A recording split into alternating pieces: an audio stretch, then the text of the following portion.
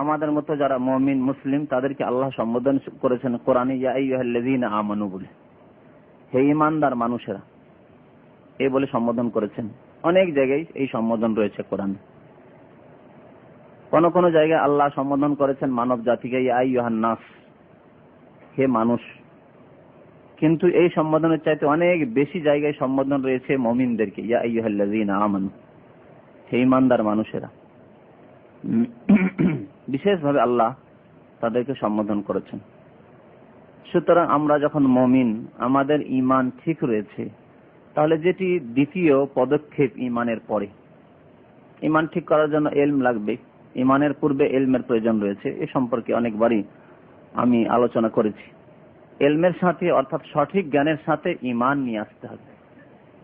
আর আমাদের ঈমান রয়েছে, এবং এই ঈমানকে সতেজ করার জন্য, ঈমানকে আরো বলিষ্ঠ মজবুত করার জন্য আমাদের অধিক ইলম হাসিল করতে হবে।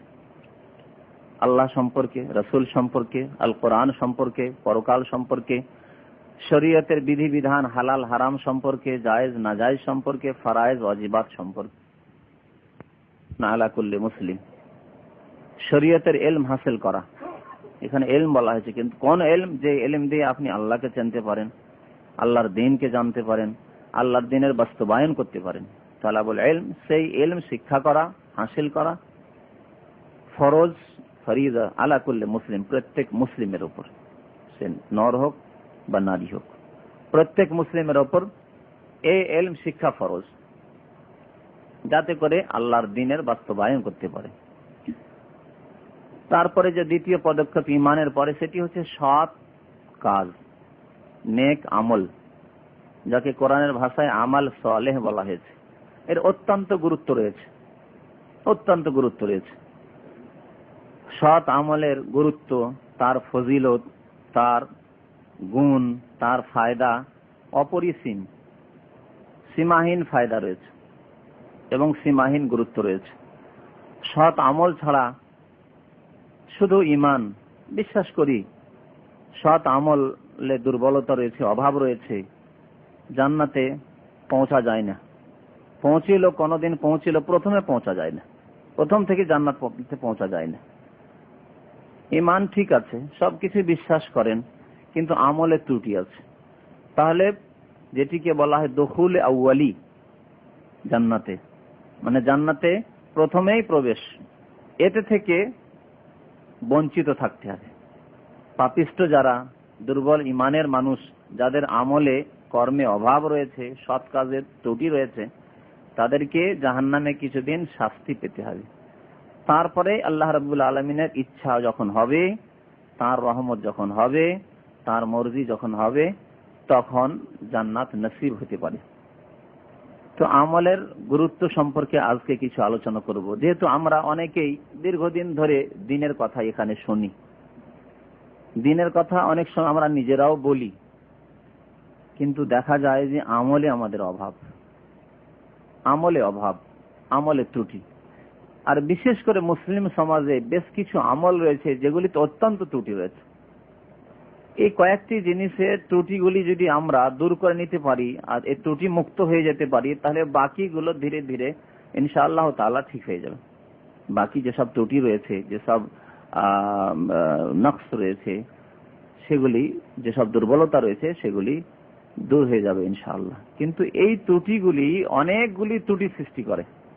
আপনারা জানেন যে মানুষের মধ্যে একটি ভুল হলে অনেকগুলি ভুল সৃষ্টি হয়। তখন একটি মিথ্যা কথা বললে অনেক মিথ্যার আশ্রয় নিতে হয়, এসব কথা আপনাদের জানা। একটি গুনাহ করলে তখন একটি গুনাহ অনেক গুনার দিকে টেনে নিয়ে যায়, এ হচ্ছে গুনার প্রকৃতি। এজন্য আমলে দুর্বলতা দূর করতে হবে, ফরায়েজ ওয়াজিবাতের পাবন্দি করতে হবে। যেসব কাজ আল্লাহ ফরজ করেছেন, ওয়াজিব করেছেন, যেসব কাজ রাসূলুল্লাহ সাল্লাল্লাহু আলাইহি ওয়াসাল্লাম আমাদের জন্য অপরিহার্য করেছেন, অথবা রাসূলুল্লাহ সাল্লাল্লাহু আলাইহি ওয়াসাল্লামের সুন্নাত, সেগুলির বাস্তবায়ন করতে হবে। এবং যেসব কাজ হারাম, যেসব কাজ মাকরুহ, অপছন্দনীয়, সেসব কাজ থেকে একজন মুমিন মুসলিমকে বিরত থাকতে হবে। এটি হচ্ছে সাধারণ কথা, যে যা আল্লাহ আদেশ করেছেন, রাসূল আদেশ করেছেন, তার বাস্তবায়ন হতে হবে। আর যা থেকে আল্লাহ এবং রাসূল নিষেধ করেছেন, সেগুলো থেকে বিরত থাকতে হবে। এই আম কথা, এটি সাধারণ কথা। কিন্তু বিশেষভাবে বেশ কিছু ত্রুটি আমাদের মধ্যে রয়েছে, সেসব ত্রুটি দূর করতে হবে। আমলের অত্যন্ত গুরুত্ব। সৎ আমল যদি থাকে তাহলে আল্লাহ পাক পবিত্র এবং শান্তির জীবন দান করেন।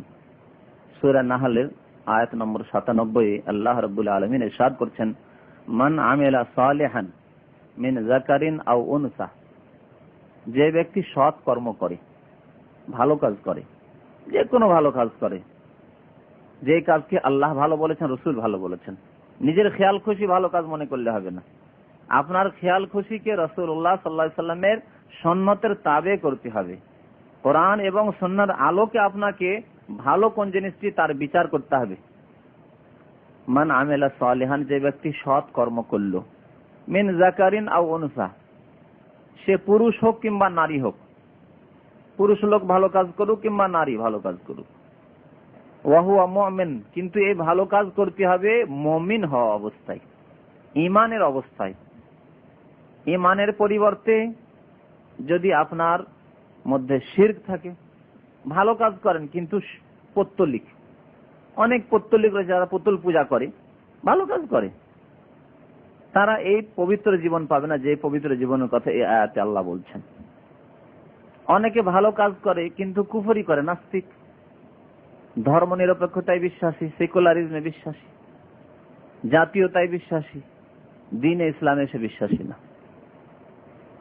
আল্লাহর দ্বীনে বিভাজন করে, ভাগ করে, যে ধর্ম হচ্ছে মসজিদের নাম, মাদ্রাসার নাম, কিছু কাজকর্মের নাম, আর বাকি যেগুলি অন্যান্য জীবনের ক্ষেত্র রয়েছে, সামাজিক জীবন, অর্থনৈতিক জীবন, আর এই রাষ্ট্রনীতির জীবন, সেখানে আবার ইসলামের কি আছে, সেখানে আমি স্বাধীন, সেখানে যা ভালো মনে করবো তাই করব না, এরাও না, এরা মুমিন না। এটি ঈমানের পরিপন্থী কাজ। ঈমান, আল্লাহ বলেছেন উদখুলু ফিস সিলমি কাফা, ইসলামে পূর্ণাঙ্গ রূপে প্রবেশ করতে হবে। আপনাকে মাথা থেকে পা পর্যন্ত এবং আপনার জীবনের যতগুলি ক্ষেত্র রয়েছে সার্বিক ক্ষেত্রে মুমিন মুসলিম হইতে হবে, ওয়া হুয়া মুমিন, মুমিন হইতে হবে। ঈমানের জায়গায় কেউ যদি তার মধ্যে কুফরি থাকে অথবা শিরক থাকে, মুমিনের পরিবর্তে সে কাফের অথবা মুশরিক অথবা মুনাফিক, কপট, অন্তরে নিফাক আছে, প্রকাশ করে সে একজন মুসলিম এবং মুসলিম বলে মানুষ ধারণা করে, কিন্তু এমন কাজ কর্ম করে, এমন কথাবার্তা বলে, এমন বিবৃতি দেয় যে সে মুনাফিক। সে মুনাফিক আব্দুল্লাহ বিন উবাইয়ের অনুসারী। যেমন বাংলাদেশের একটি বিবৃতি এসেছে এক মুনাফিকের, যে কোরআনের সূরা নিসার একটি আয়াত সম্পর্কে, সেই আয়াতটিকে মাইনাস করতে হবে কোরআন থেকে। যে আয়াতে আল্লাহ বলেছেন যে মহিলা যদি বিরুদ্ধাচরণ করে, স্ত্রী যদি বিরুদ্ধাচরণ করে তাহলে মারতে পারো, এই আয়াতকে সরাতে হবে। কত হিতাকাঙ্ক্ষী নারীদের, কত যে দরদ আর ব্যথা রাখে মহিলাদের, আর এইরকমই ফাসিক, এইরকমই মুনাফিক, এইরকমই মুরতাদ কাফের, এরা ইসলাম বিমুখ, ইসলামের শত্রু, এরা মানব জাতির শত্রু, এরাই নারীদেরকে নিয়ে ছিনিমিনি খেলা করে, নারীদেরকে রাস্তাঘাটে টেনে নিয়ে আসে, নারীদেরকে স্কুল কলেজ ইউনিভার্সিটিতে ওপেন করে টেনে নিয়ে আসে। সমান সমান আমরা সবাই, সাম্য চাই, আমরা সমান অধিকার চাই আমরা, এসব মিথ্যা কথাবার্তা বলে এরা নারীদের ইজ্জত নিয়ে আর নারীদেরকে নিয়ে ছিনিমিনি খেলা করে। নারীদেরকে উলঙ্গ করে অ্যাডভার্টাইজ দেওয়া হয়, একটা সাবনেও, একটা ব্লেডের প্যাকেটেও, যে কোনো জিনিসের একটা প্যাকেটে না উলঙ্গ নারীর অ্যাডভার্টাইজ দেওয়া হয়। একটা উলঙ্গ পুরুষের কোনোদিন অ্যাডভার্টাইজ দেখেছো? কেন? এসব শয়তান এরা যারা বলে যে নারীদের অধিকার, নারীকে মারার কথা কেন কোরআনে বলা হলো, আয়াত সরাতে হবে, এইসব মুনাফিকই এসব কাজ করে। এরা বাহ্যিক দৃষ্টিতে এরা দরদ দেখাতে চায়, কিন্তু এরা যেমন ইসলামের শত্রু, এরা মানব জাতির শত্রু, এরা নারীদের শত্রু, সবার শত্রু। আল্লাহ রাব্বুল আলামিন যথেষ্ট জানেন যে নারীদেরকে কতটা হক দিতে হবে, তা আল্লাহ দিয়েছেন। এবং ইসলাম যে মর্যাদা নারীকে দিয়েছে তা কোন ধর্মে দেয়নি, কোন জাতি দিতে পারেনি। তো যাই হোক, যদি মুমিন না হয়ে মুনাফিক হয়, কাফের হয়, মুশরিক হয়, তাদের জন্য শান্তির জীবন নেই, অশান্তির জীবন। এই জন্য এরা অশান্তিতেই ভোগে, সবসময় অশান্তিতে থাকে। পয়সা দিয়েও শান্তি পায় না, তাদের গাড়ি বাড়ি নারী দিয়েও শান্তি পায় না, তাদের গদি দিয়েও শান্তি পায় না, কিছুতেই তারা শান্তি পায় না, কোনদিন তারা শান্তির জীবনে নেই, মন রাখবে। আল্লাহ বলছেন মান আমিলা সালিহান, যারা সৎ কর্মশীল, মিন যাকারিন, পুরুষ হোক কিংবা নারী হোক, ওয়া হুয়া মুমিনুন, কিন্তু ঈমানের অবস্থায়, মুমিন মুসলিম, তারপরে ভালো কাজ করে। তাহলে আল্লাহ কি দান করবেন? ফালানুহইয়ান্নাহু হায়াতান তাইয়্যিবা, অবশ্যই তাকে আমি দান করব। আল্লাহ বলছেন হায়াতান তাইয়্যিবা, পবিত্র জীবন, পাক পবিত্র জীবন দান করব, শান্তির জীবন দান করব। তাইয়্যিবা ব্যাপক অর্থ রাখে তাইয়্যিব শব্দটি। আরবি ভাষায় বলা হয় কাইফা হালুক, কেমন আছেন, তো বলে তাইয়্যিব। তাইয়্যিব মানে কি? সার্বিক দিক থেকে ভালো আছে, মানসিক দিক থেকে, দৈহিক দিক থেকে, সামাজিক দিক থেকে, পারিবারিক দিক থেকে তাইয়্যিব, ভালো আছে। আল্লাহ বলছেন ফালানুহইয়ান হায়াতান তাইয়্যিবা, পবিত্র জীবন আমি দান করব, শান্তির জীবন দান করব। শান্তির জীবন, দুনিয়াতেও শান্তির জীবন, পরকালেও শান্তির জীবন, কবরেও শান্তির জীবন, হাসরের মাঠে হিসাব নিকাশের সময়ও শান্তির জীবন। জীবনের অনেকগুলি ক্ষেত্র রয়েছে এবং বিভিন্ন ক্ষেত্রে আল্লাহ রাব্বুল শান্তি দান করবেন। ব্যক্তি জীবনে আল্লাহ শান্তি দেবেন, পারিবারিক জীবনে শান্তি দান করবেন যদি সৎকর্ম থাকে, স্বামীও সৎকর্মশীল আর স্ত্রীও সৎকর্মশীল। আল্লাহ পারিবারিক জীবনে ফালানুহইয়ান্নাহু হায়াতান তাইয়্যিবা, পবিত্র জীবন দান করবেন, শান্তির জীবন দান করবেন, মঙ্গলময় জীবন দান করবেন। সামাজিক ক্ষেত্রেও, রাষ্ট্রনীতির ক্ষেত্রেও, সব ক্ষেত্রে, অর্থনীতির ক্ষেত্রেও ফালানুহইয়ান্নাহু হায়াতান তাইয়্যিবা ওয়ালা নাজজিয়ান্নাহুম আজরাহুম বিআহসানি মা কানু ইয়ামালুন, এবং তাদেরকে ওয়ালা নাজজিয়ান্নাহুম প্রতিদান দান করব, প্রতিদান দেব তাদের পারিশ্রমিকের, যা মেহনত করবে, তারা আমল করবে, কর্ম করবে, বিআহসানি মা কানু ইয়ামালুন, যা আমল করে তার চেয়ে অনেক ভালো, যা আমল করে, যা কর্ম করেছে তারপরে যে পারিতোষিক পেতে পারে, তারপরে যে তার পারিশ্রমিক হতে পারে, তার চাইতে বিআহসান, তার চাইতে ভালো করে, তার চাইতে উত্তম প্রতিদান আল্লাহ দান করবেন। প্রতিদানও দান করবেন এবং শান্তির জীবন দান করবেন। কি করলে? মান আমেলা সালিহান, সৎ কাজ করলে। এই সৎ কাজের ফায়দা, সৎ কাজ সম্পর্কে প্রচুর আয়াত রয়েছে কোরআন কারীমে। বিভিন্ন ভাবে, বিভিন্ন ভঙ্গিমাতে আল্লাহ সৎ কর্মের জন্য উৎসাহিত করেছেন, সৎ কাজের আদেশ করেছেন। আল্লাহ রাব্বুল আলামিন এক জায়গায় বলেছেন ইন্নাল্লাযীনা আমানু ওয়া আমিলুস সালিহাতি কানাত লাহুম জান্নাতুল ফিরদাউসি নুজুলা, নিঃসন্দেহে যারা ঈমান নিয়ে আসলো, বিশ্বাস করলো, ওয়া আমিলুস সালিহাত, সৎ কাজ করলো, কানাত লাহুম জান্নাতুল ফিরদাউস, তাদের জন্য জান্নাতুল ফিরদাউস রয়েছে, যেটি হচ্ছে জান্নাতে সবচেয়ে উচ্চ স্থান, উচ্চ স্থান জান্নাতুল ফিরদাউস। হাদিসে রয়েছে ইজা সাআলতুমুল্লাহ জান্নাহ সাআলতুমুল্লাহ আল জান্নাহ ফাসআলুল জান্নাতুল ফিরদাউস, তোমরা জান্নাতুল ফিরদাউস কামনা করি আল্লাহর কাছে। ফাইন্নাহু আ'লাহা ওয়া আফজালুহা, কারণ এই জান্নাতুল ফিরদাউস হচ্ছে উচ্চ স্থান এবং উত্তম স্থান, আফজাল স্থান। কানাত লাহুম জান্নাতুল ফিরদাউসে নুজুলা, তাদের জান্নাতুল ফিরদাউসে মেহমানি করা হবে, তারা অতিথি হবে জান্নাতুল ফিরদাউসের। জান্নাতুল ফিরদাউসে আল্লাহ মেহমানি করবেন, আল্লাহ মেজবান হবেন, আর মেহমান হবে, অতিথি হবে কারা? যারা ঈমান নিয়ে এসেছে এবং সৎ আমল করেছে, ভালো আমল করেছে। সৎ আমলের জন্য দুটি শর্ত আছে, এটি আপনাদের আশা করি জানা আছে। একটি হচ্ছে ঈমান হইতে হবে এবং ঈমানের পরিপন্থী জিনিসগুলি থেকে মুক্ত থাকতে হবে, যেগুলি বললাম শিরিক, কুফরি, নেফাক, কপটতা, এগুলো থেকে মুক্ত হয়ে ঈমান। এবং তার সাথে সাথে বলা যেতে পারে যে ইখলাস, আপনার খুলুসিয়ত, অর্থাৎ আপনার আমলে যেন এইরকম কিছু লোক দেখানো ইচ্ছা না থাকে, রিয়া না থাকে। আর তার সাথে সাথে যে সৎ আমলটি করছেন সেটি রাসূলুল্লাহ সাল্লাল্লাহু আলাইহি ওয়াসাল্লামের সুন্নাত অনুপাতে হইতে হবে, সুন্নাত মোতাবেক হইতে হবে। সুন্নাত পরিপন্থী, আদর্শ পরিপন্থী হলে হবে না, খেয়াল খুশি হলে হবে না। আপনি সৎ আমল মনে করে করছেন, সেই কাজটি রাসূলুল্লাহ সাল্লাল্লাহু আলাইহি ওয়াসাল্লাম থেকে প্রমাণিত হইতে হবে। যখনই একটি কাজ করবেন আপনাকে দেখতে হবে যে এই কাজটিকে রাসূলুল্লাহ সাল্লাল্লাহু আলাইহি ওয়াসাল্লাম স্বীকৃতি দিয়েছেন। মিলাদ মাহফিল করবেন, আপনাকে আগে দেখতে হবে যে মিলাদ মাহফিল কি রাসূলুল্লাহ সাল্লাল্লাহু আলাইহি ওয়াসাল্লামের পক্ষ থেকে স্বীকৃত। এইরকম মাহফিল, জন্ম বার্ষিকী পালন আল্লাহ রাসূল করেছেন, তার সাহাবায়ে কেরাম করেছেন। শবে বরাতে যখন আপনি আগরবাতি আর মোমবাতি জ্বালাবেন, আলোকিত করবেন, হালুয়া পুরি তৈরি করবেন, তখন আপনাকে প্রথমেই চিন্তা করে নিতে হবে যে আমলটি কি সৎ, আমলটি কি সৎ। সৎ যদি হয়তো আল্লাহ রাসূল করেছেন, তার সাহাবায়ে কেরাম করেছেন, যদি করে থাকেন হ্যাঁ তবে সৎ আমল, না করে থাকেন তাহলে সৎ আমল না, বদ আমল, বিদআত। আল্লাহ রাব্বুল আলামিন সৎ আমল সম্পর্কে আরো ইরশাদ করছেন যে মানুষের যখন মরণের মুহূর্ত আসে তখন আকাঙ্ক্ষা করে মানুষ, অসৎ হলেও আকাঙ্ক্ষা করে আর সৎ হলেও আকাঙ্ক্ষা করে। খুব ভালো যদি সৎ হয় তাহলে তাড়াতাড়ি করে চাই যে আল্লাহর কাছে চলে যায়, কাজ হয়ে গেছে, যেতে পারলেই কাজ, যেতে পারলেই কামিয়াব সেখানে।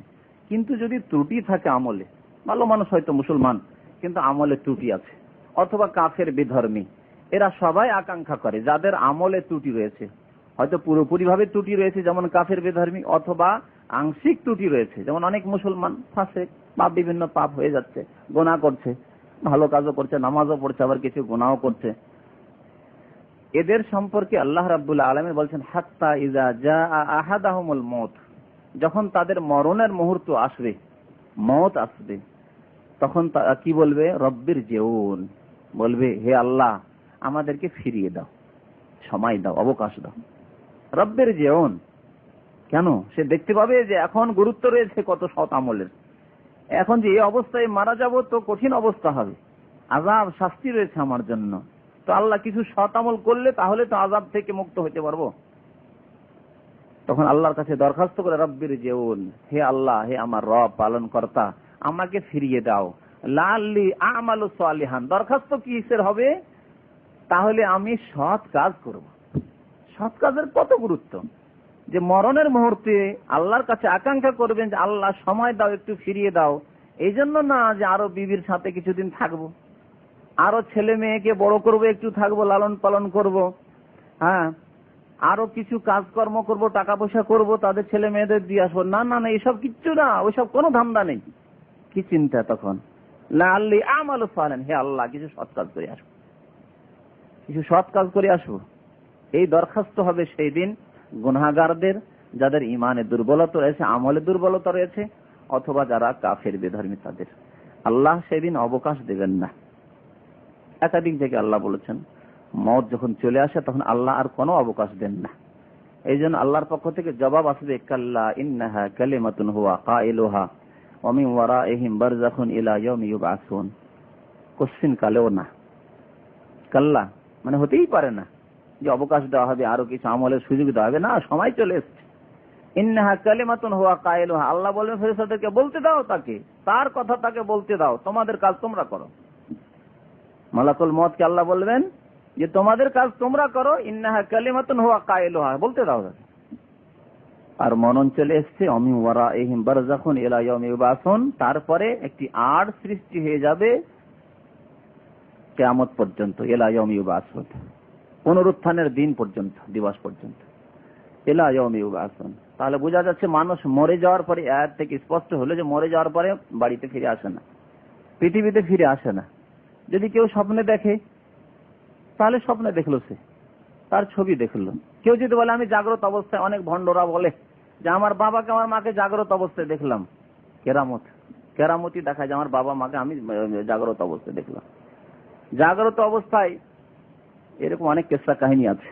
দেওবন্দের একটি কিস্সা আছে যে একবার দুটি আলেমের দল হয়ে গেছিল দারুল উলুম দেওবন্দে। তাদের একটি দ্বন্দ্ব শুরু হলো, সেই দ্বন্দ্ব মেটাবার জন্য হযরত কাসেম নানতবী রহমতুল্লাহ আলাইহি এসে হাজির হয়ে গেলেন সশরীরে। আর ওয়াহে সালাসা যে কিতাবটি আছে আশরাফ আলী থানভী সাহেবের, সেই কিতাবে এই ঘটনা আছে। তো কথা হচ্ছে যে না, এসব মিথ্যা কথাবার্তা। কোন মানুষ সশরীরে ফিরে আসতে পারে না, পৃথিবীতে মরে যাওয়ার পরে পৃথিবীতে আবার ফিরে আসবে, এটি হতে পারে না। স্পষ্ট দলিল আল্লাহ বলছেন ওমি ওয়ারাইহিম বারযাখুন ইলা ইয়াউমি ইউবআসুন, কিয়ামত পর্যন্ত কেউ ফিরে আসবে না। এমনকি কেউ যদি বলে আমি রাসূলকে দেখেছি জাগ্রত অবস্থায়, মিথ্যা কথা, সে দেখেনি। সে আকারে অন্য কিছু দেখতে পারে, সে বা তার ভ্রম হতে পারে বা অন্যান্য ইত্যাদি ইত্যাদি। কিন্তু কোন মানুষ মরে যাওয়ার পরে কিয়ামত পর্যন্ত পৃথিবীতে ফিরে আসবে না। সুতরাং আর একটি আকীদা যে শবে বরাত সম্পর্কে আছে, যে শবে বরাতের দিনে বিধবা হালুয়া পুরি নিয়ে বসে, ভালো ভালো খাদ্য নিয়ে, যে আমার স্বামী ফিরে আসবে, বাড়িতে আসবে, বুঝছেন না? এই আকীদা আছে বিদাতীদের, এও মিথ্যা আকীদা, এই আয়াতের পরিপন্থী। এই আয়াত তা বাতিল খণ্ডন করে, কিয়ামত পর্যন্ত কোনো মানুষ ফিরে আসবে না। তো সৎ আমলে এত গুরুত্ব রয়েছে যে মরণের মুহূর্তেও মানুষ তামান্না করবে, আকাঙ্ক্ষা করবে আল্লাহর কাছে যে আল্লাহ সময় দিলে সৎ আমল করতাম। আল্লাহ রাব্বুল আলামিন সূরা কাহফের শেষ আয়াতে 110 নম্বর আয়াতে আরো ইরশাদ করেছেন, ফামান কানা ইয়ারজু লিকা রাব্বিহি ফালইআমাল আমালান সালিহা ওয়া লা ইউশরিক বিইবাদাতি রাব্বিহি আহাদা। ফামান কানা ইয়ারজু লিকা রাব্বিহি, কেউ যদি আল্লাহর সাথে সাক্ষাৎ করতে চায়, আল্লাহর সাথে সাক্ষাৎ তো সবাইকে করতে, পাপীকেও গিয়ে জবাবদিহি করতে হবে আল্লাহর সামনে, কিন্তু আল্লাহর সন্তুষ্টি হাসিলের মাধ্যমে, আল্লাহর দিদার চাই, আল্লাহকে দেখতে চাই, জান্নাত হাসিল করতে চাই, ফামান কানা ইয়ারজু লিকা রাব্বিহি, তাহলে কি করতে হবে? মাধ্যম কি? ওসিলা কি? ওসিলা কোন পীর বুজুর্গ, তার বয়াত করা কোন ওলি না। স্পষ্ট করছেন কোরআন যথেষ্ট মানুষের হেদায়েতের জন্য, কিন্তু কোরআন ছেড়ে দিয়ে এদিক সেদিক যারা ঘুরবে তারাই গুমরাহ হবে। তারাই কোথায় পীরের গর্তে গিয়ে পড়বে, কোথায় ভণ্ডের গর্তে পড়বে, কোথায় যে কি হবে, তারা গুমরাহ হয়ে জাহান্নামে শেষখানে যাবে। এই হচ্ছে অবস্থা আমাদের সমাজের এক শ্রেণীর মানুষের। আল্লাহ স্পষ্ট ভাষায় বলছেন, কেউ যদি আল্লাহর সাথে সাক্ষাৎ করতে চায়, আল্লাহর সন্তুষ্টি হাসিল করতে চায়, কি করতে হবে? ফালিয়ামাল আমালান সালিহা, সে যেন সৎ কাজ করে, আমালান সালিহান, ভালো কাজ করে, ভালো কাজ করবে। আল্লাহর হকের ক্ষেত্রে ভালো কাজ, মানুষের হকের ক্ষেত্রে ভালো কাজ, যথেষ্ট। এক এক করে বোঝাবার এখন সময় নেই যে কোনগুলি ভালো কাজ। আল্লাহর হকের ক্ষেত্রে ভালো কাজ, নামাজ, রোজা, হজ, যাকাত, যতগুলি আল্লাহর হকের ক্ষেত্রে। মানুষের হকের ক্ষেত্রে বাবা মায়ের হক থেকে শুরু করে ছেলেদের হক, আপনার স্ত্রীর হক, ইত্যাদি ইত্যাদি, আত্মীয় স্বজনদের হক, পাড়া প্রতিবেশীর হক, মানুষের হক, মুসলিমের হক, ইত্যাদি ইত্যাদি। ফালিয়ামালান আমালান সালিহা, সৎ কাজ, এ হচ্ছে মাধ্যম, এই হচ্ছে ওসিলা আল্লাহর সাথে সাক্ষাতের, আল্লাহর সন্তুষ্টি অর্জনের। ওয়ালা ইউশরিক বিইবাদাতি রাব্বিহি আহাদা, এবং তার পালনকর্তার ইবাদতে যাতে করে শিরক না করে। আমল ভালো করতে হবে শিরক মুক্ত হয়ে, আর শিরক থাকে আর তার সাথে সাথে আমল করলে কোনো কাজে আসবে না। এই জন্য আল্লাহ বলেছেন, লাইন আশরাকতা লা ইয়াহবাতান্না আমালুকা, শিরক করলে সমস্ত আমল ধ্বংস হয়ে যাবে, তাহলে আমল কোনো কাজে আসবে না। না পাক পবিত্র জীবন পাবে একজন মুশরিক যে শিরক করে, শান্তির জীবন পাবে, আরো পেরেশান থাকে। যারা শিরক করে পেরেশান থাকে, মানসিক দুশ্চিন্তায় থাকে, সামান্য অল্প জিনিসে ভয় খায় তারা। যারা তাবিজ কবজ আর পীর হুজুর আর ওই কবর মাজার এই নিয়ে মেতে রয়েছে, তারা সবকিছুকে ভয় করে, মুশরিক সবকিছুই ভয় করে। কিন্তু মুআহিদ যে তাওহীদে বিশ্বাসী, আল্লাহর একত্ববাদে বিশ্বাসী, সে আল্লাহ ছাড়া কোনো জিনিসকে ভয় করে না। আর যদি কোনো আপদ বিপদ আসে তো তার বিশ্বাস রয়েছে তাকদীরের প্রতি, যে এ আল্লাহর পক্ষ থেকে, সুতরাং সবর করে। যদি আল্লাহ সচ্ছলতা দান করে, সুখ শান্তি দান করে, তাহলে আল্লাহর শুকরিয়া জ্ঞাপন করে। আমলে আমাদের অনেক ত্রুটি রয়েছে, যে কথাটি বলতে চেয়েছিলাম, সেই ত্রুটিগুলি আমাদের দূর করতে হবে, না হলে সৎ আমল আমাদের আগে বাড়বে না। সৎ আমলকে আগে বাড়াতে হবে। আপনি আমি চিন্তা করুন যে আমরা দুনিয়া অর্জন করি, যে মানে রুজি রিজিক, আয় ইনকাম যে করি, আমরা বাড়াবার সবাই চেষ্টা করি। কারো বেতন 500 টাকা থাকলে সব সময় তার চেষ্টা রয়েছে যে কেমন করে ভালো আমার রেকর্ডটা করব আমার কোম্পানিতে, আমার কর্মক্ষেত্রে, যে আমার আগামী বছরে 50-100 টাকা যাতে করে বাড়ে। সবাই বাড়াবার চেষ্টা করে। যদি কেউ ব্যবসা বাণিজ্য করেন তাহলে চেষ্টা করেন, আচ্ছা এই বছরও দেখলাম গোটা বছরে ক্যালকুলেশন করে যে ভালো বেশি কিছু করতে পারলাম, আগামী বছরে না আরো বেশি বাড়াতে হবে। কেমন করে ব্যবসাটা বাড়া যেতে পারে? বেশি পুঁজি ইনভেস্ট করলে, বেশি ভালো ভালো আইটেম রাখলে, আর না এই ব্যবসা চেঞ্জ করে অন্য কোনো ব্যবসা শুরু করলে, কি করলে পয়সা বাড়বে, ইনকাম বাড়বে। তার জন্য যথাসাধ্য মেহনত করেন, সার্বিক দিক থেকে মেহনত করেন, পরিশ্রম করেন, সচেষ্ট হন প্রত্যেক মানুষ। এটি মানুষের প্রকৃতি।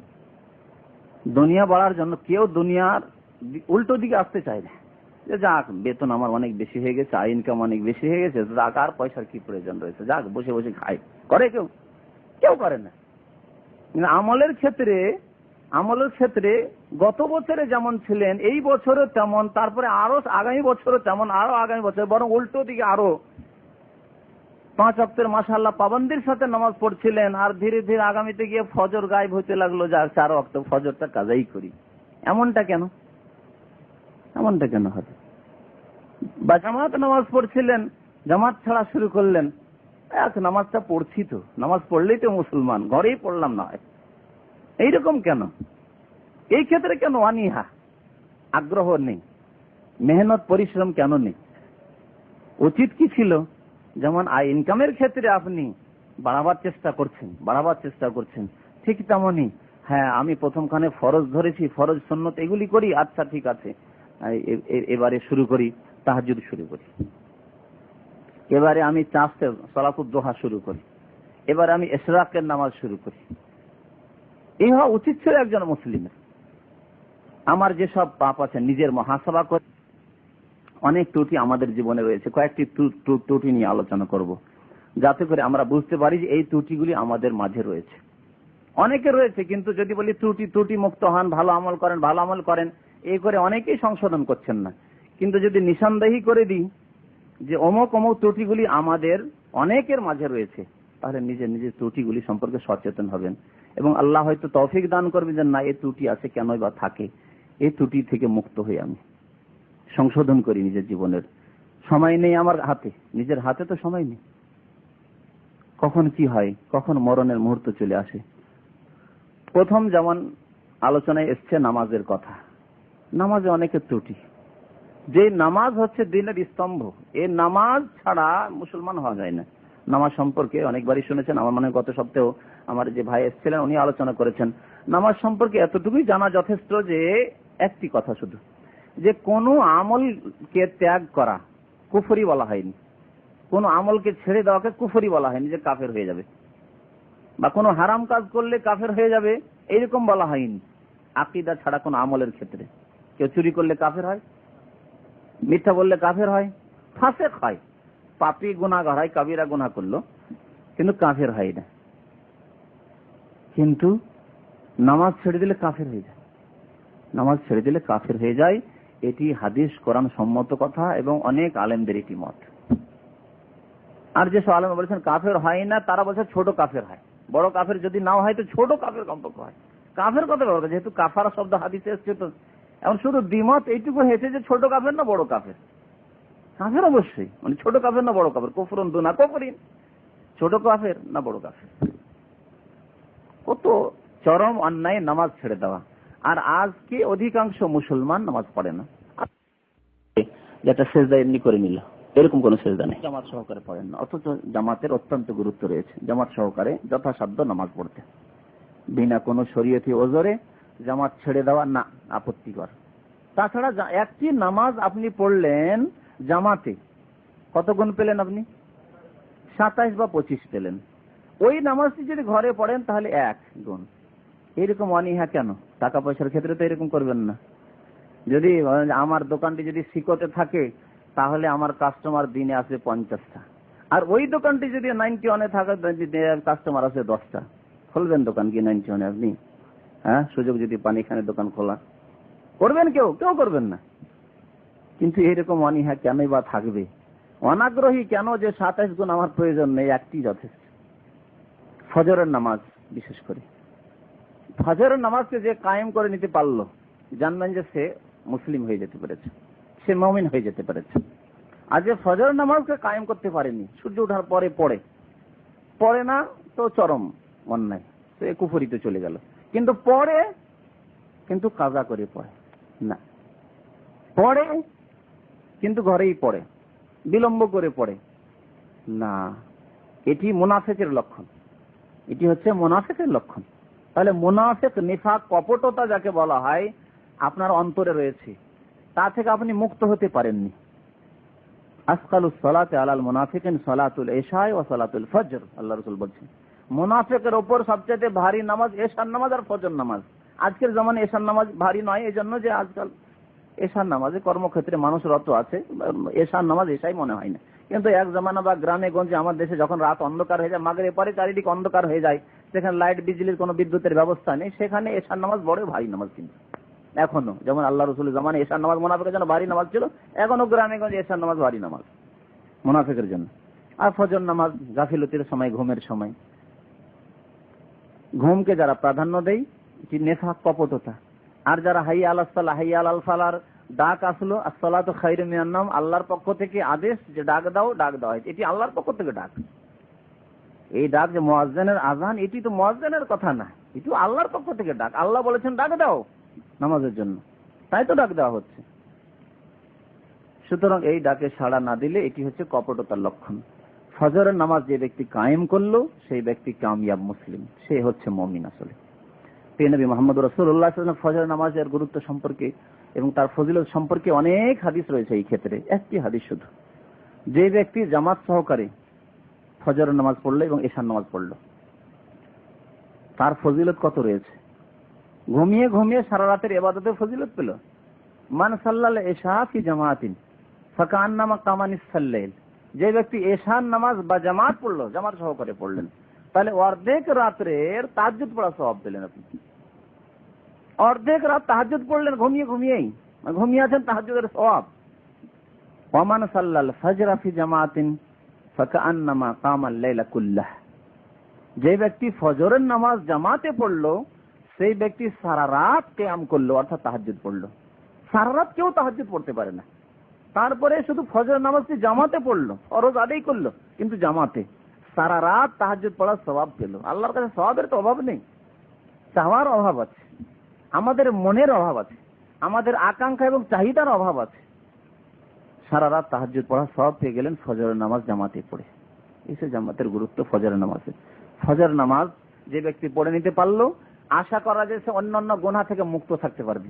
উফ, এত কষ্ট করে আমি ফজর নামাজ পড়ি, ঘুম ছাড়ি, 2 ঘন্টা আগে ঘুমিয়েছিলাম, তারপরেও আমি ফজর নামাজ জামাতে পড়লাম, আর আমার মতো লোক তাস খেলবে রে, বিবেকে বাধা দিবে আপনার।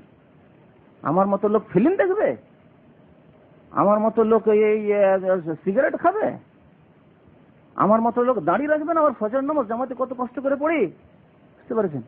এইভাবে এক একটি ক্ষেত্রে আপনাকে আঘাত করবে, আপনার যে মানবিকতা, আপনার যে ইনসানিয়াত, আপনার ঈমান আঘাত করবে আপনার অন্তরে। আমি কেমন মুসলমান যে এত কষ্ট করে আমি ফজর নামাজ পড়ি, আর আমার মধ্যে এইসব দুর্বলতা থাকবে? হতেই পারে না। এই জন্য আল্লাহ বলেছেন, ইন্নাস সালাতা তানহা আনিল ফাহশাই ওয়াল মুনকার, নিঃসন্দেহে নামাজ মানুষকে অশ্লীলতা থেকে এবং হারাম অন্যায় কাজ থেকে বিরত দেবে। এইভাবে আপনাকে বিরত রাখবে পাপ থেকে, গুনাহ থেকে, অশ্লীল কাজ থেকে নামাজ। অনেক ভাইরা আছেন, নামাজের আরেকটি দিক রয়েছে, যে যারা দিন সম্পর্কে জ্ঞান রাখেন, বিশেষ করে সৌদি আরবে আসার পরে ইসলামিক সেন্টারগুলির মাধ্যমে দিন সম্পর্কে যথেষ্ট জ্ঞান রাখেন, নামাজ সম্পর্কে যথেষ্ট জ্ঞান রাখেন, কেমন করে নামাজ পড়তে হয়, রাসূলুল্লাহ সাল্লাল্লাহু আলাইহি ওয়াসাল্লামের নামাজ কেমন ছিল শুনেছেন, পড়েছেন, অনেক কিতাবাদি পড়েন।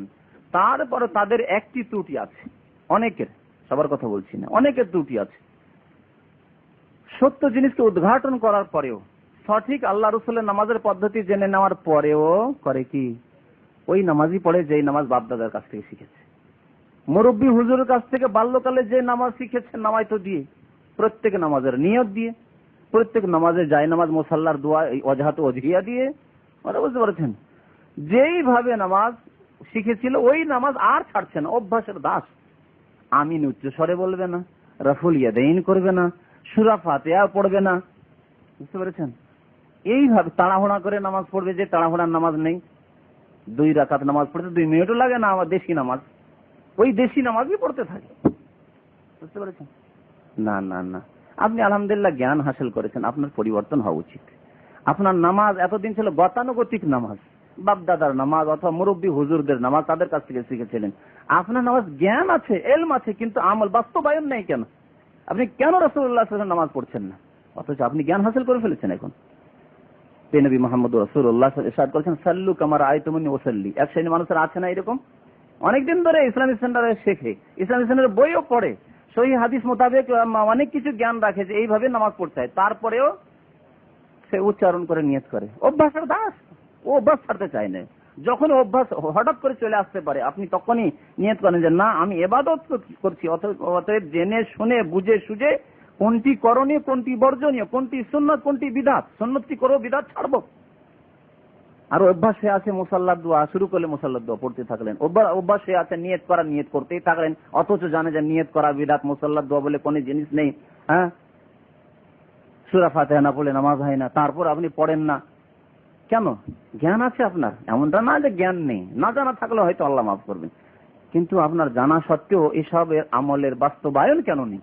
এক শ্রেণীর মানুষের কথা বলছি। এই ত্রুটি যাতে করে না থাকে, এটি হচ্ছে আমলের ত্রুটি।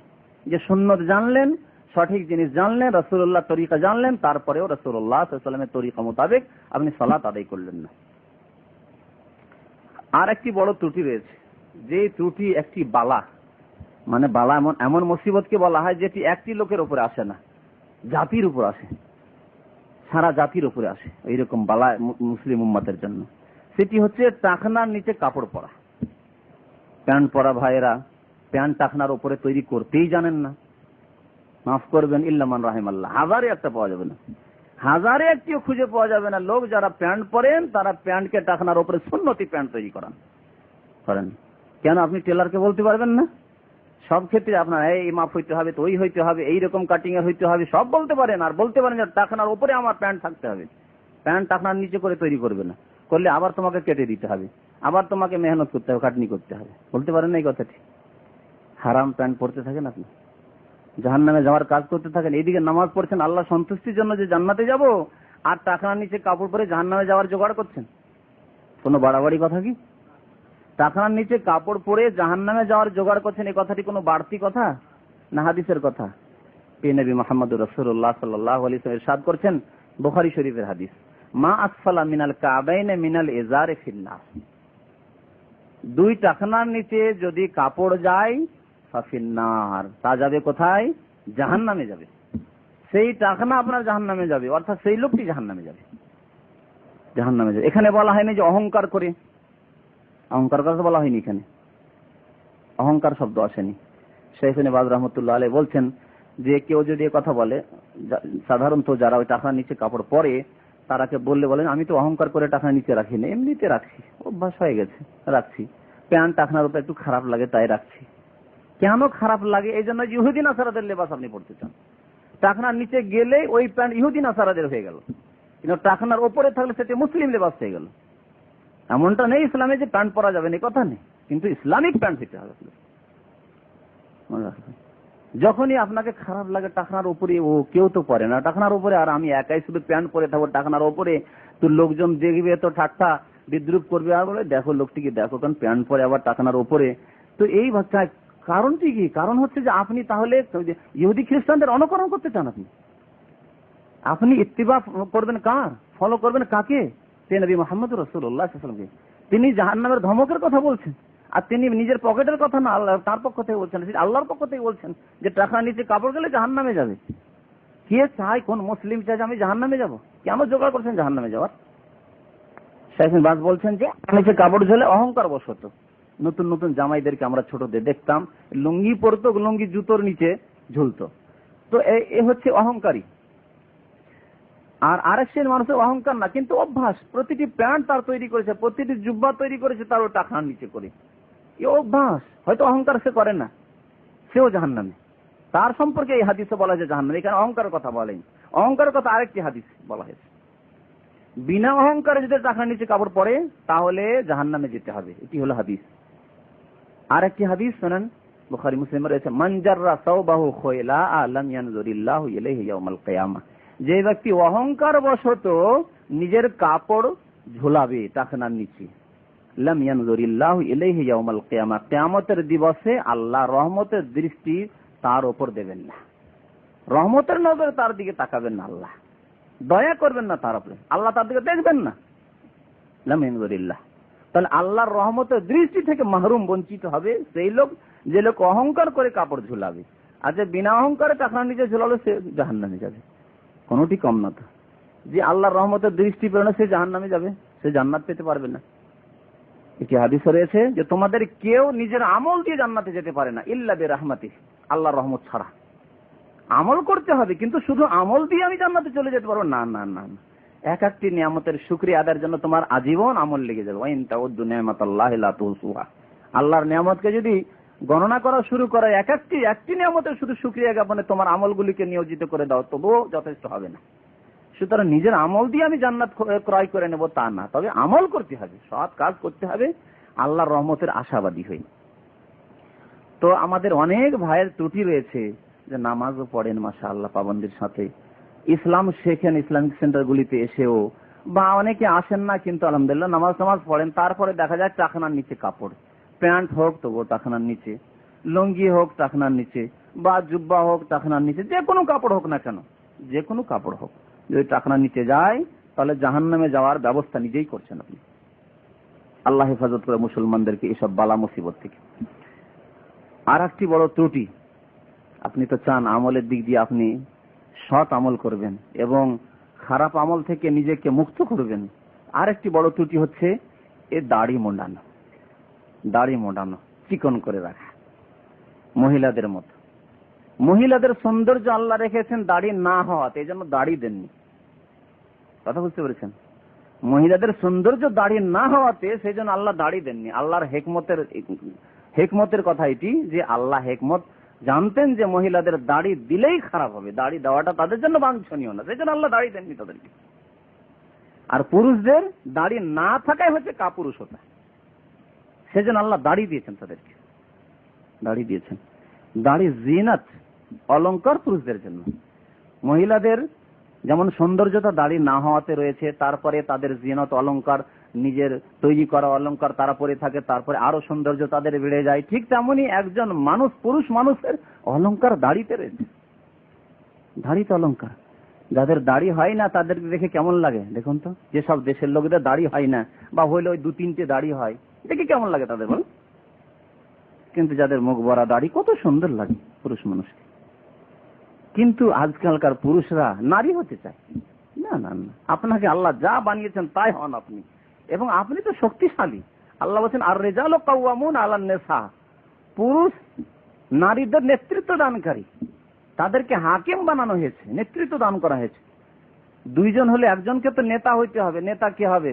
নেত্রী না, নেতা হবে পুরুষ। আল্লাহ বলছেন আর রিজালু কাওয়ামুন আলান নিসা, স্বামী স্ত্রী দুজন বিবাহ শাদী হলো, দাম্পত্য জীবন শুরু হলো, এখন একজনকে আমির হইতে হবে। আমির কাকে বানাবেন? আল্লাহ বানিয়ে দিয়েছেন আমির, যে পুরুষ তুমি আমির। সুতরাং আপনি আপনার পুরুষত্বকে বজায় রাখবেন। আপনার অলংকার হচ্ছে আপনার দাড়ি, জিনাত। দাড়ি রাসূলুল্লাহ সাল্লাল্লাহু আলাইহি ওয়াসাল্লামের পক্ষ থেকে ওয়াজিব, এই সুন্নত নয়। ভুল হয়েছে এখানেই যে আমার দেশের মুসলমানরা, শুধু আমাদের দেশের না, আরব কি আজম এক শ্রেণীর মুসলমানরা সুন্নত মানে হালকা হয়ে গেল। সুন্নত না, সুন্নতের জন্য আল্লাহ রাসূলের আদেশ হতো না করো, এই আদেশ আল্লাহ রাসূলের আদেশ হয়ে যাওয়া মানে ওয়াজিব, অপরিহার্য, জরুরি। সুন্নত নামাজ পড়েন যে আপনার এই দিনে রাতে 12 রাকাত সুন্নত, কোন জায়গায় আদেশ নেই, ফজিলত আছে, পড়ো, আল্লাহ জান্নাত তোমার ঘর বানিয়ে দিবে। কথা বুঝতে পেরেছেন? কিন্তু দাড়ি বাড়াতে হবে, আল্লাহ রাসূলের অনেক হাদিস রয়েছে, যেসব হাদিসে আদেশ রয়েছে ওয়াফুল লোহা, দাড়ি বাড়াও, দাড়ি বাড়াও। খালিফুল মুশরিকিন, খালিফুল মাজুস, অগ্নি পূজক মুশরিক যারা পৌত্তলিক, তাদের বিরোধিতা করো। কি আদেশ না? তাদের বিরোধিতা করতে হবে। যারা আগুনের পূজা করে, যারা পুতুল পূজা করে, তারা আল্লাহ রাসূলের জামানায় ফারিস, পারস্য দেশের লোকেরা, অগ্নি পূজকরা, পৌত্তলিকরা, ভারতের হিন্দুরা, তারা দাড়ি মুন্ডন করত। এই জন্য রাসূলুল্লাহ সাল্লাল্লাহু আলাইহি ওয়াসাল্লাম সেই জামানায় বলেছেন খালিফুল মাজুস, খালিফুল মুশরিকিন, মুশরিক, পৌত্তলিক, হিন্দু, অগ্নি পূজক, তাদের বিরোধিতা করো, তোমাকে দেখলে যাতে চেনা যায় যে তুমি মুসলিম।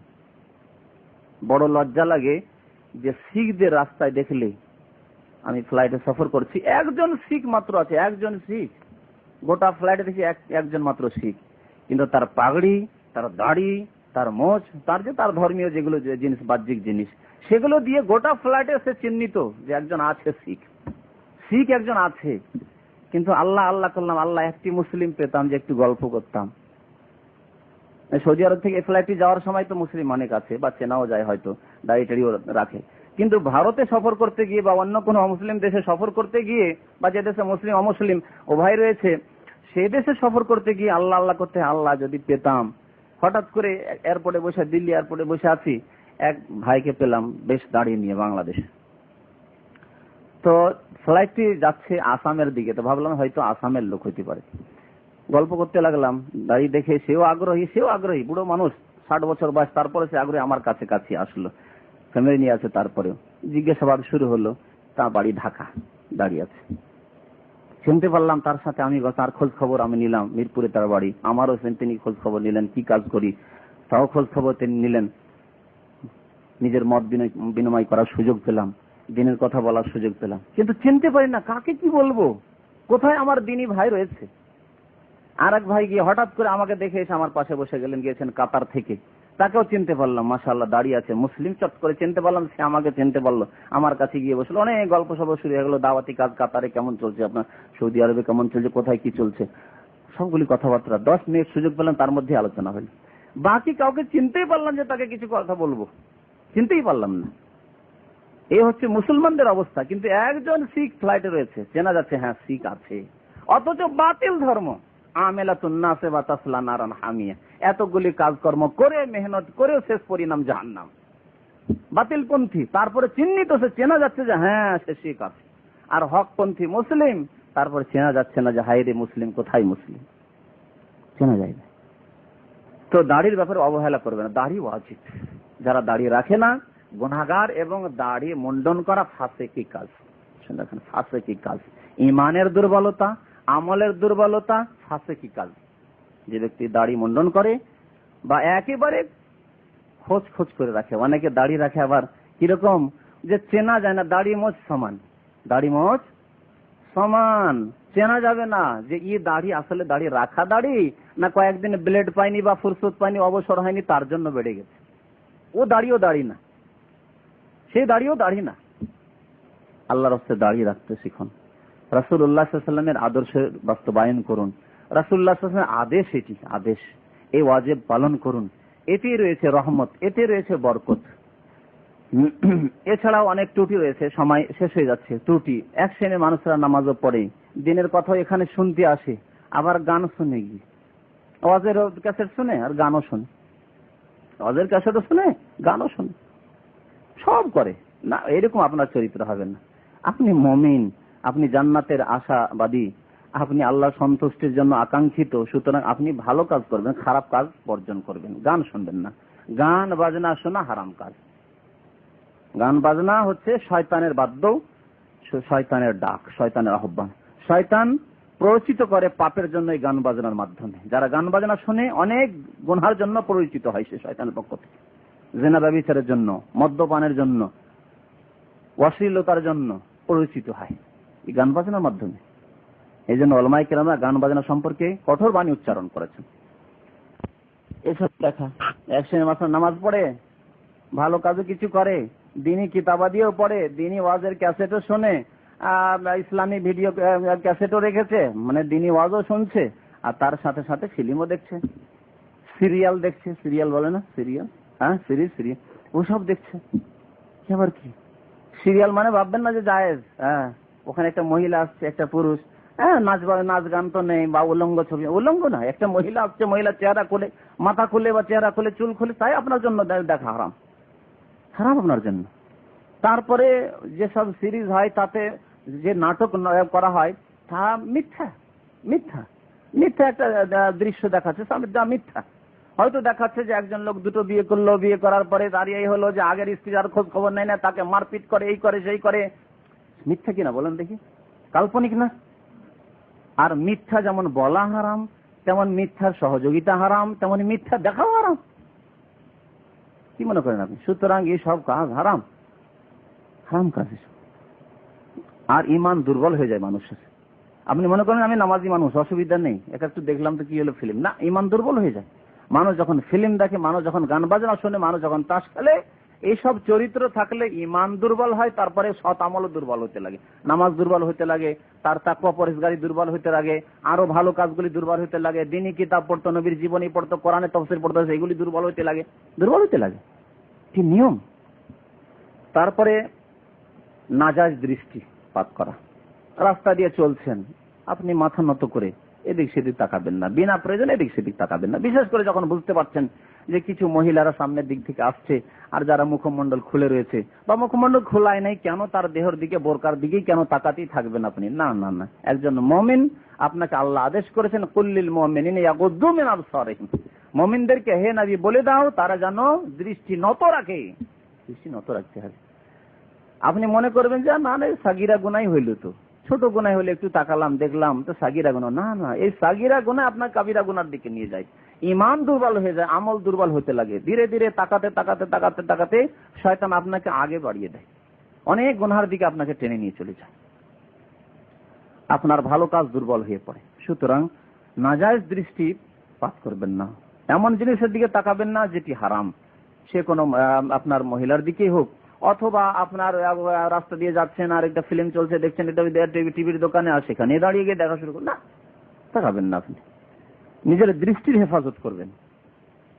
আর একটি বড় রোগ রয়েছে আমাদের সমাজে, এমনকি যারা ধার্মিক যাদেরকে বলি, বেশি করে সাবধান করছি এই ক্ষেত্রে আমি, যদি এই ক্ষেত্রে বিস্তারিত আলোচনা হয়েছে, মানে একটি আলোচনাই রয়েছে, বড় ধরনের আলোচনা, কিন্তু আজকে বিশেষভাবে সাবধান করছি যে মানুষের আমলের দুর্বলতা সৃষ্টি করে আমাদের সৎ মানুষদের আমলের দুর্বলতা। নামাজও ঠিক আছে, সব ঠিক আছে, হয়তো ফিল্ম দেখে না, সে গুনাহ করে না, গান বাজনা শোনে না, দিন চর্চা করে, এমনকি দিনের দাওয়াতও দেয়, কিন্তু যখন দুজন তিনজন এক জায়গায় বসে তখন পরনিন্দা গীবত করা শুরু করে।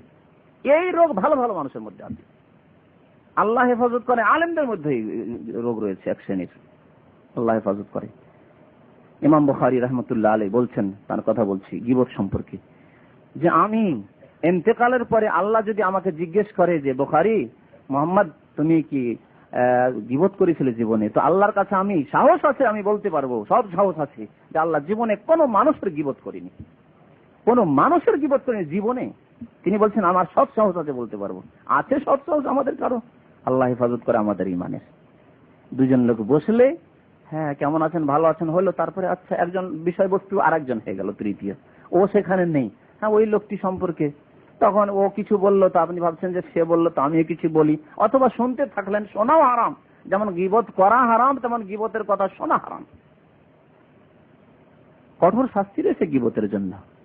আল্লাহ রাব্বুল আলামিন ইরশাদ করেছেন সূরা হুজুরাতে গীবত সম্পর্কে, ওয়ালা ইয়াগতাব বাযুকুম বাযা, তোমাদের এক অপরের যেন গীবত না করে, পরনিন্দা না করে, দোষের চর্চা না করে। দোষ ত্রুটি রয়েছে, সংশোধন করতে চাও, ভালোভাবে তার সাথে সাক্ষাৎ করো, আর সাক্ষাৎ করে তার সংশোধন করো।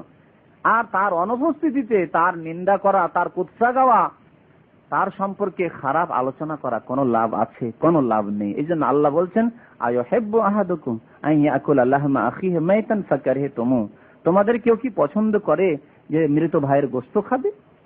কেউ পছন্দ করে যে মরা ভাই মরে গেছে, তার একে দাফন করে লাভ কি? এ গোশতটা থাকলে ফ্রিজে রেখে দিলে তো কাজ দেবে, 10 দিন 20 দিন চলবে, তো করবে? কেউ খাবে না মরা ভাইয়ের গোশত। মরা ভাইয়ের গোশত কেউ পছন্দ করে না। সুতরাং গীবত করাও কোনো মুসলিম পছন্দ করতে পারে না। মুসলিম মুত্তাকি, যে ব্যক্তি সৎকর্মশীল, সে গীবত পরনিন্দা করা পছন্দ করতে পারে না। এই মরা ভাইয়ের গোশত খাওয়ার সাথে কেন তুলনা আল্লাহ করলেন? মরা ভাইয়ের গোশতকে কেউ যদি কেটে কেটে খায় বা ছিঁড়ে ছিঁড়ে খায়, এই মরা লোকটি কিছু বলতে পারবে যে ভাই আমাকে খেও না, আমি তোমার ভাই, আমি তোমার মুসলমান ভাই বা তোমার মায়ের পেটের ভাই, আমাকে খেও না, বলতে পারবে? কিচ্ছু বলতে পারবে না। তাকে কেটে খান আর ছড়িয়ে ছড়িয়ে খান, যেইভাবে খান না কেন, সে কিচ্ছু বলতে পারবে না। ওই রকমই যে লোকটি উপস্থিত নেই মজলিসে, তার সম্পর্কে আলোচনা সমালোচনা শুরু করে দিলেন, হ্যাঁ লোকটি ভালো না, যে লোকটি এইরকম, লোকটি ওই রকম, লোকটি ভালো মিথ্যুক, লোকটি খুব খারাপ চরিত্রের, লোকটি বেঈমান, এই যে আলোচনা করছেন, সেই লোকটি কিচ্ছু বলতে পারবে? যা ইচ্ছা তাই তার সম্পর্কে বলে গেলেন, কিছু করতে পারবে? সে কিছুই করতে পারবে না, সে প্রতিবাদ করতে পারবে না। সে যদি পরিষ্কার লোক হয় তাও বলতে পারবে না। আর যদি আপনার বুঝার ভুল থাকে তাও সে তার জবাব দিতে পারবে না যে আপনার বুঝার ভুল, আমি এরকম না, আসলে আপনার ধারণা খারাপ আমার সম্পর্কে হয়েছে, আমি আসলে এরকম না।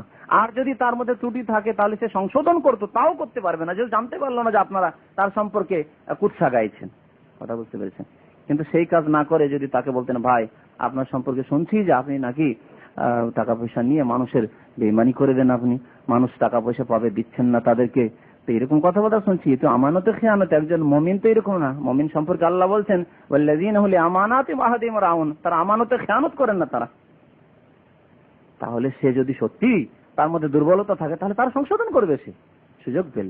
সুতরাং সরাসরি তাকে নসিহত করতে হবে। আল্লাহ আদ-দীনুন নাসিহা, দিন ইসলাম হচ্ছে নসিহতের নাম, উপদেশ দানের নাম, হিতাকাঙ্ক্ষী হওয়ার নাম। আপনি পরে নিন্দা করলেন, তার অনুপস্থিতি, এটি হিতাকাঙ্ক্ষী হওয়া নয়, আপনার তার শত্রু, আপনি শত্রুতা সৃষ্টি করলেন আপনি। সে যখন জানতে পারবে আমার সম্পর্কে ওরা নিন্দা করছিল, কুৎসা গাইছিল, তখন আপনারও কুৎসা গাইবে, আপনার যা দোষ নেই তাও বলে বেড়াবে। এইভাবে শত্রুতা, বিদ্বেষ হিংসা, এসব সৃষ্টি হবে, যেসব খারাপ গুণ মুসলিমদের মাঝে সৃষ্টি হবে। এই জন্য আল্লাহ রাব্বুল আলামিন গীবতকে হারাম করেছেন। ভালো ভালো পরেশগার মানুষ, দাড়িওয়ালা মানুষ, 5 ওয়াক্তের নামাজি মানুষ, তাদের মধ্যে এই দোষ ত্রুটি দেখতে পাই। একটি মজলিসে বসলে কারো সম্পর্কে আলোচনা সমালোচনা শুরু হল না, মোটেই না। পারলে সামনে বলেন, আর যদি না পারেন সংশোধন করতে বলতে গেলে লড়াই ঝগড়া হয়ে যেতে পারে। অনেক সময় দেখা যায় যে আপনি তাকে বললেন, আপনার সাথে লড়াই ঝগড়া শুরু করে তর্ক বিতর্ক শুরু করে দিল। তো আপনি তাকে বলিয়েন না, আপনি তখন এমন ব্যক্তিকে বলেন যাকে দিয়ে সংশোধন করা যেতে পারে। দেখেন যে ওই লোকটি হয়তো অমুক লোককে খুব মানে, তার কথাবার্তা শোনে, তখন তাকে গিয়ে বলেন, সবার সামনে বলে তো লাভ নেই। ওই লোকটিকে বলেন যে আচ্ছা অমুক লোকটির মধ্যে এসব ত্রুটি রয়েছে, তো আপনি একটু বললে শুনতো মনে হয়, আপনাকে তো খুব মানে, আপনার কথা শোনে, আপনার কাছে এসে বসে, সুতরাং আপনি একটু তাকে উপদেশ দিলে ভালো হইত। কত সুন্দর কথা। এই হচ্ছে ইসলামী তরিকা মানুষের সংশোধনে। তো এই গীবত থেকে যেন আল্লাহ আমাদেরকে বাঁচিয়ে রাখেন। এছাড়া অনেক ত্রুটি রয়েছে। আল্লাহ রাব্বুল আলামিন প্রত্যেক মুসলমানকে যেন খারাপ আমল থেকে, পাপের কাজ থেকে, ফাসিকি কাজ থেকে, গুনার কাজ থেকে, সগীরা এবং কবিরা গুনার কাজ থেকে বেঁচে থাকার তৌফিক দান করেন। আল্লাহ রাব্বুল আমাদেরকে সবাইকে সৎ আমলের, নেক আমলের যেন তৌফিক দান করেন। আল্লাহ রাব্বুল আমাদের ঈমানকে যেন মজবুত করে দেন, আমাদেরকে পাপের কাজ থেকে, গুনার কাজ থেকে যেন বাঁচিয়ে রাখেন। আমিন। ওয়া সাল্লাল্লাহু আলা নবিয়িনা মুহাম্মদ ওয়া আলা আলিহি ওয়া সাহবিহি আজমাইন। আমাদের এক ভাই আপনাদের হিতাকাঙ্ক্ষী হয়ে একটি কথা লিখেছেন যে এমন অনেক ভাই আছেন যাদের অধিকাংশ বন্ধু বান্ধব নামাজ পড়ে না। অনেকে আছেন এরকম যে নিজে নামাজি, কিন্তু তার যে বন্ধু বান্ধবের গ্যাং রয়েছে, দল রয়েছে, সব বেনামাজি। এমন বন্ধু বান্ধব থাকবে না। একজন মুমিন আপনার প্রত্যেকটি জিনিস পাল্টিয়ে যাবে। আপনি নামাজি হয়ে গেছেন, আপনার টেলিফোন ডায়েরিও পাল্টে যাবে। মনে রাখবেন, আপনি নামাজি, এখন আপনার টেলিফোন ডায়েরিতে ওই নামাজিদের টেলিফোন নাম্বার থাকবে। সব বেনামাজি বন্ধু বান্ধব, সব তাস খেলা বন্ধু বান্ধব, সব ফিল্ম দেখা বন্ধু বান্ধব, অথচ আপনি নামাজি কেন? আপনি যখন পরিবর্তন হয়ে মুমিন হয়ে গেছেন, তখন আপনার ওই যে ডায়েরিটি ফাসিকি ডায়েরি ছিল, ফাসিকি ডায়েরি পরিবর্তন আপনার ডায়েরিটিও মুমিন হয়ে যাবে। এরকম হওয়া উচিত। আপনার বন্ধু বান্ধব চেঞ্জ হয়ে যাবে। আপনি সৎ হয়ে গেছেন, সৎ বন্ধু এখন গ্রহণ করবেন। কোথায় ভালো মানুষ আছে, ভালো মানুষদের বন্ধুত্ব স্থাপন করি, তাদের সাথে ভালো মানুষদের সাথে ওঠা বসা শুরু করি, ভালো মানুষদের মজলিসে যাওয়া শুরু করি। আর ভালো মানুষ খুঁজে না পান তো ইসলামিক সেন্টারে আসবেন, মঙ্গলবারের দিন আসবেন, শুক্রবার আসবেন, এখানে ভালো মানুষ ইনশাআল্লাহ খুঁজে পাবেন। সমাজের যেগুলো আমাদের বাংলা ভাষী যেগুলো আলহামদুলিল্লাহ দাম্মাম কবারে ভালো মানুষ আছেন, তাদের অধিকাংশ আসার চেষ্টা করেন ইসলামিক সেন্টারে আসলে কিছু কোরআন হাদিসের কথা শিখতে পারবো। সুতরাং ভালো মানুষ এখানে আশা করি খুঁজে পাবে। এর মাধ্যমে আরো যেগুলি ভালো মানুষ আছে, অনেকে আছেন হয়তো যে সময় সুযোগ তাদের হয় না, ডিউটির কারণে বা তাদের ব্যস্ততার কারণে তারা হয়তো আসতে পারে না, তাদের খোঁজ খবর পাবেন যে আরো কিছু ভালো মানুষ আছে, তাদের সাথে বন্ধুত্ব স্থাপন করবেন। কিন্তু আপনি নামাজ পড়েন আর বেনামাজির সাথে বন্ধুত্ব মোটেই জায়েজ না, মোটেই জায়েজ না।